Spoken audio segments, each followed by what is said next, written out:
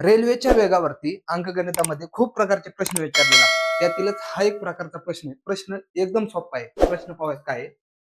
एक रेल्वे ताशी 40 किलोमीटर वेगाने धावते, तर ती रेल्वे 1560 मीटर अंतर किती सेकंदात कापेल? या ठिकाणी आपल्याला काय विचारलेलं आहे?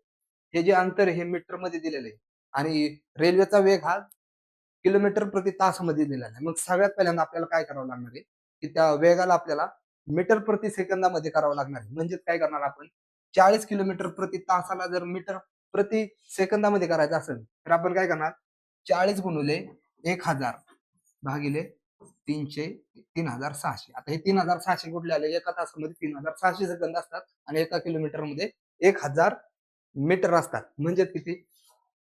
4 एक 4, 4 9 36 बरोबर. मग ह्या शून्याला हा शून्य कट, ह्या शून्याला हा शून्य कट, म्हणजे किती येणार? 100/9 मीटर प्रति सेकंद या स्पीडने ती रेल्वे त्या रुळावरनं जात आहे. तर आपल्याला काय काढायचे, की 1560 मीटरला ते अंतर कापण्यासाठी किती वेळ लागेल? मग आपल्याला वेगाचा सूत्र काय आहे? वेग बरोबर काय असतं? अंतर भागिले वेळ. मग आपल्याला या ठिकाणी काय दिलेलं आहे? वेग दिलेला आहे, अंतर दिलेलं आहे आणि काय काढायचंय? तर त्या ठिकाणी आपल्याला काढायचंय वेळ काढायचा आहे. म्हणजे किती? वेग किती आहे? तर तो आहे 100/9 बरोबर किती? 1560 भागिले आपल्याला काय काढायचं आहे? तर त्याचा वेळ काढायचा आहे. बरोबर आहे.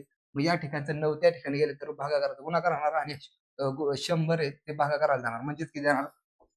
वेळ बरोबर 1560 गुणिले 9 भागिले 100. ज्यावेळेस आपण हे सोडू त्यावेळेस आपल्याला उत्तर मिळणार 140.4 सेकंद, जे की आहे आपलं ऑप्शन क्रमांक 3 आहे. म्हणजे 140.4 सेकंद हा वेळ लागणार आहे 1560 मीटर हे अंतर त्या रेल्वेला कापण्यासाठी.